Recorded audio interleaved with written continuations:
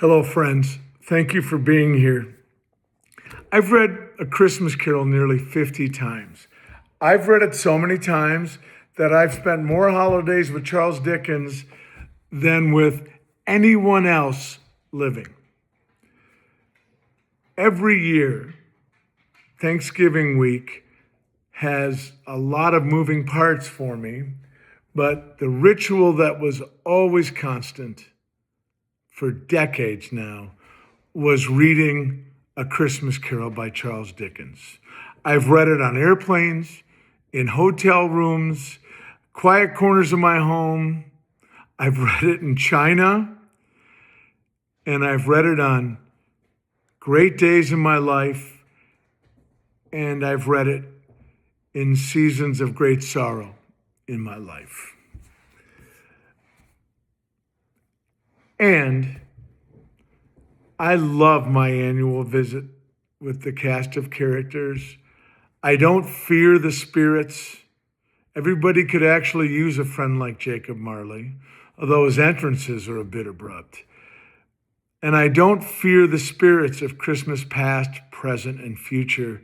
In fact, they're really great reminders of where we've been, where we are, and where we are going. So about 15 years ago, I started sharing quotes from the book that had moved me on Facebook, along with little reflections, little opinions from Brian. And then as the years rolled by, about, I suppose, 7 or 8 years ago, I chunked the classic Dickens, A Christmas Carol, into excerpts. And I ran an excerpt every day on my social media accounts, along with a reflection at the beginning and the end, and opining. And those of you that know me know I love a good opine. So an interesting thing happened to me this year, a thing I'm so profoundly grateful. I started the most important podcast ever.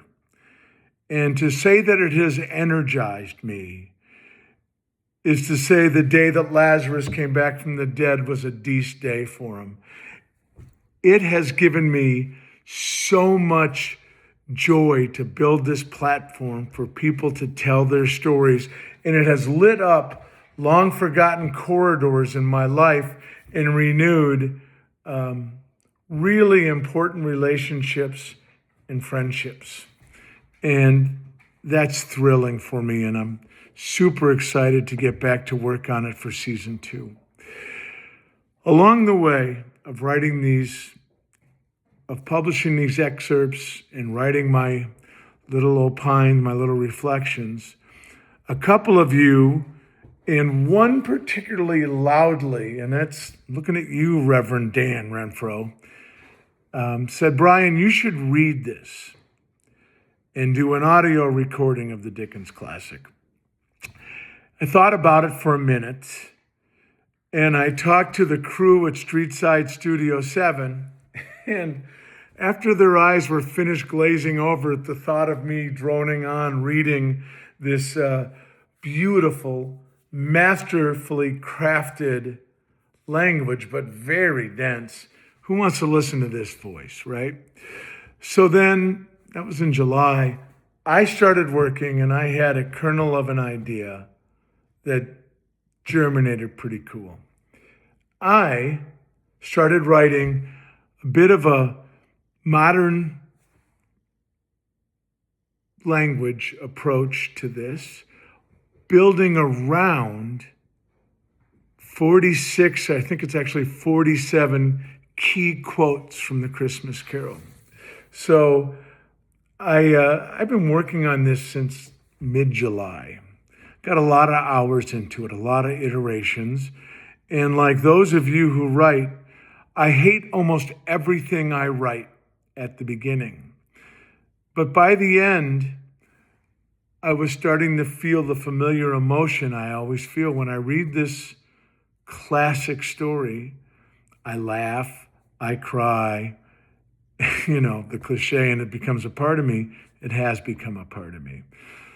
So I then was brave enough to share the idea with people at Streetside Studio 7 and my friends at Deja Blue House of Coffee, finest cup of coffee you can get in Alexandria, Minnesota. And to my surprise, before I had even finished the pitch, it was universally some version of, I'm in, I want to participate. And it was overwhelming for me, the level of enthusiasm. People jumped in immediately. And a lot of these people have experience acting in high school.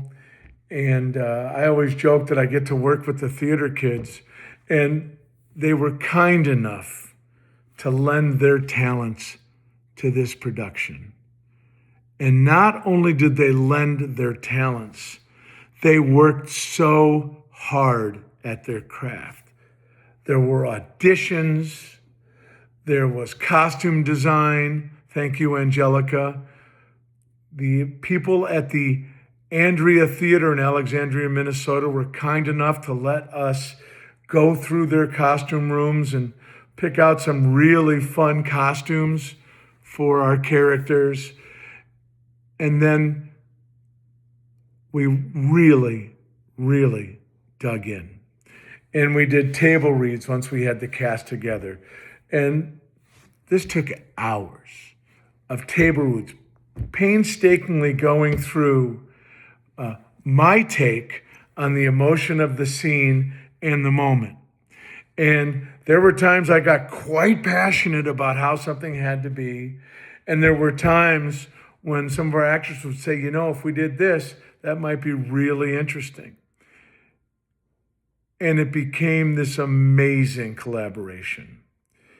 And I really am sitting here thinking, how did I get so lucky to be surrounded by people who are so talented and so willing to pour so much heart into this story that I love so well? My heart is full, and I mean truly full.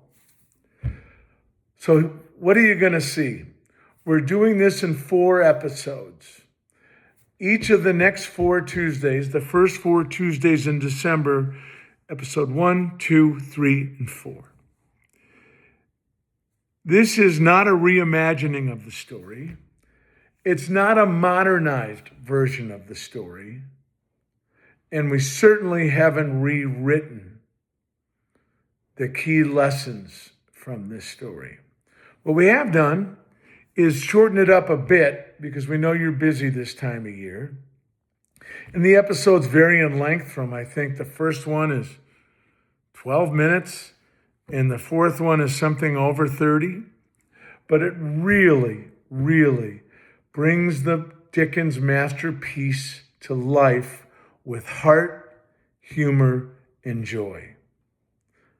I've had the opportunity to see it, and I love it. I am a little nervous about it because I love this so much, and we have so many hours into this work. And I really want you to love it too. But if you don't, I really want you to tell me, because I'm not going to stop telling this story. I'm going to keep telling this story, and I'm going to try to find new and innovative ways to bring you this story. The lessons that Charles Dickens wrote in 1843 remain as powerful and germane today, maybe more so. So I want to thank all the actors. I want to thank the technical crew. I want to thank Sean and Patty, the owners of Deja Blue House of Coffee, for so generously letting us take over their loft. And they appear quite notably in the production. And anything you don't like about this is on me. Because it was my vision these people were kind enough to give of their talents and their time to bring to life. And I especially want to thank you for being here and watching. And if you like it, please share it. I want so many people to see this story. Now, let's let the story begin.